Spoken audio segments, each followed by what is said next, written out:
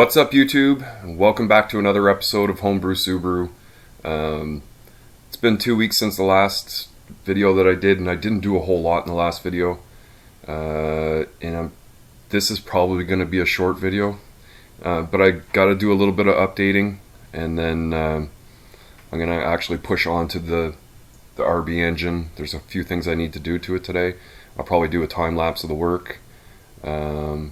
But the car, I ended up getting the battery cables kind of brought through the firewall. They're laid through to the back, but I'm not sure about my lengths. And then I'm thinking of having just a post for the positive that everything can connect to, and then put it down to the starter. The ground, I'm probably going to actually run it back up to where the front bumper bolts in, and then run a secondary ground. Or actually, no, I'm probably going to run that ground over to the transmission or somewhere onto the motor, and then down from the motor to the frame. And of course, I've got the front bumper off as well, just to give me some extra room getting the engine in. I can get the crane really close up here.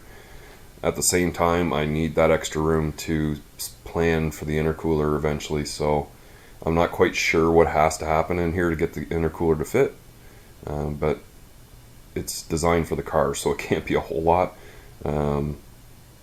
The headlamps, because there's damage in the rad support here, and I've already tried to pull this out quite some time ago, so I kind of figured out the geometry of the way things would be, and then got it to sit the way I needed it to. But this headlamp is still a little bit too high here, so I've actually got to do something to drop it back down to make it perfectly level. But everything should sit kind of straight. And then of course, going back together, I've got like these other pieces to go back on now, so I really don't know how well some of them are going to fit, but as long as I get those to attach on before the front bumper goes back on. But yeah, pretty much because I'm at this point, I'm ready to start working on the motor. There's just a few things to do to it, and then literally sling it up on the crane and try and drop it into the car.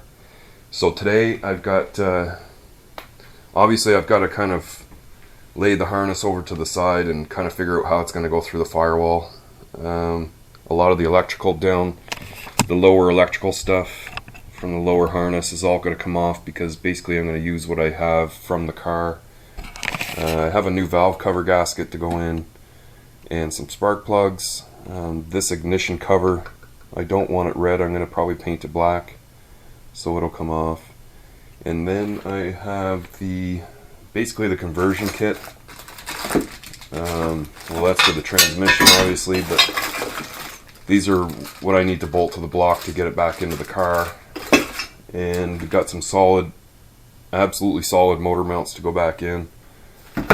Yeah, so really it's just a matter of me setting up the camera and doing the work, because I don't have a lot of time to actually make this video this weekend, and I've had some other stuff going on. So yeah, sit back, relax, and I'm going to try and flash my way through this.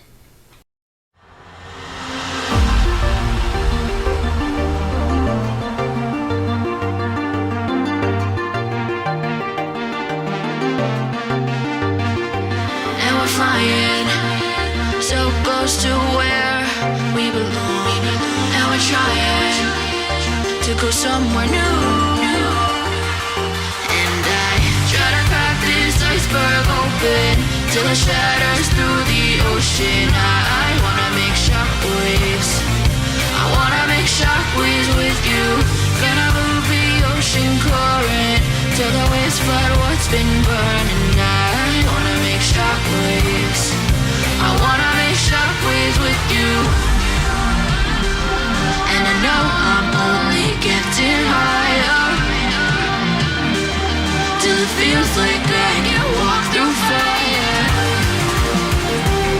And I know I'm only getting higher, till it feels like I can walk through fire.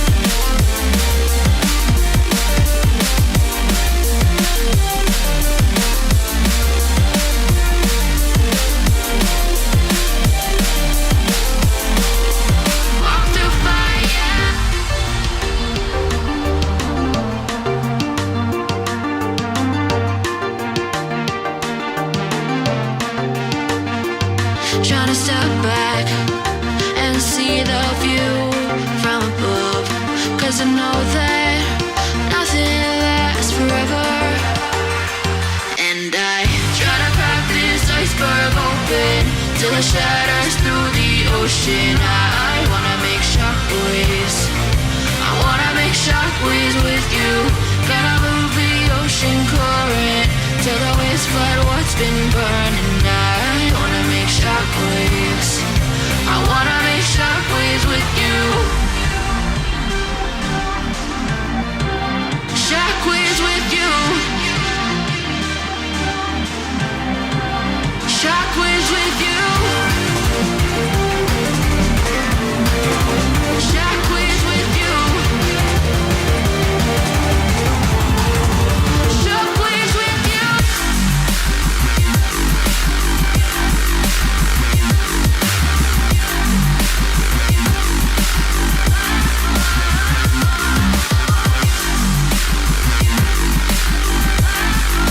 Shockwaves with you. Shockwaves with you.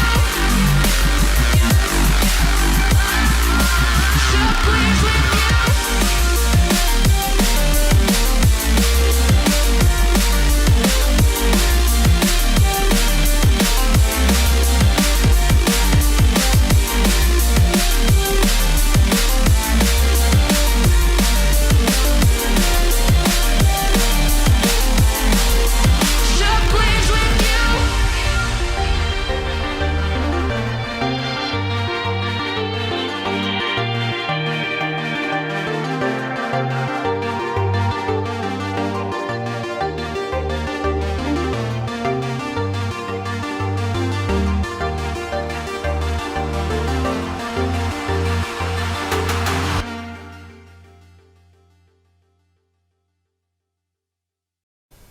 Yeah, well, at least I got some stuff done.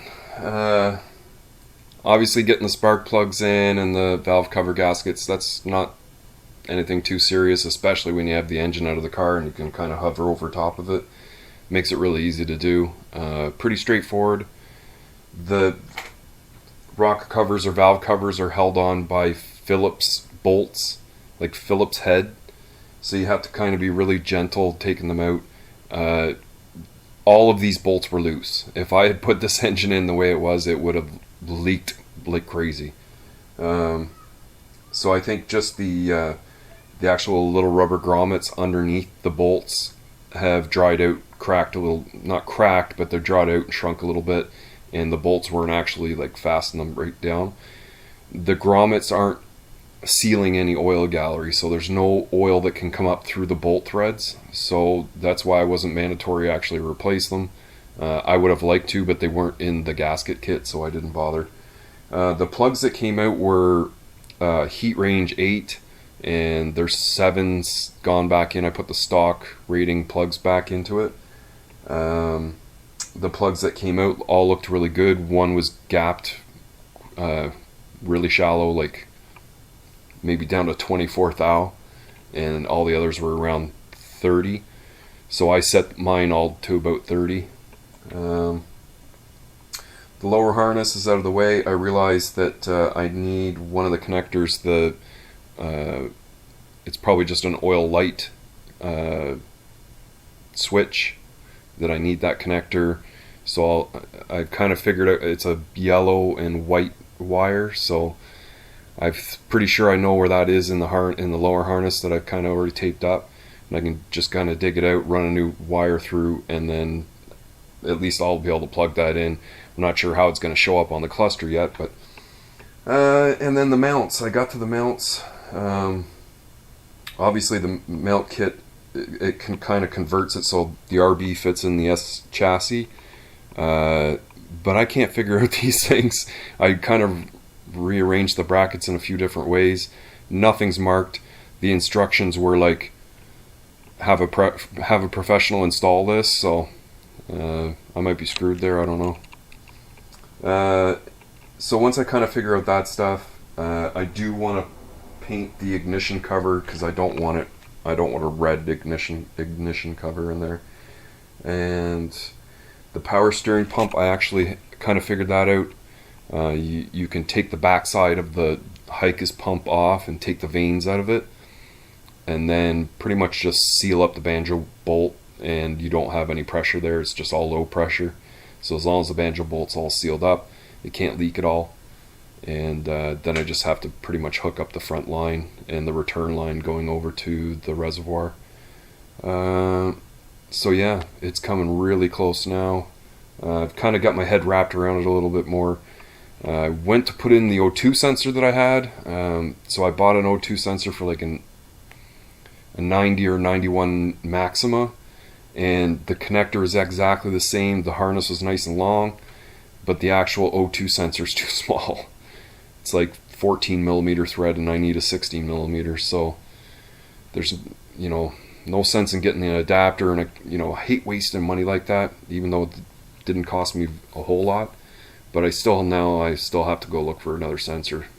See, I've come to the point where the car's pretty much ready, the motor's almost ready. I'll clean up all the little stuff before the next video, and in the next video I plan to probably sling the engine on the crane and sit this thing in there. I'll probably just bolt up the mounts and leave it at that. Don't want to push myself too much.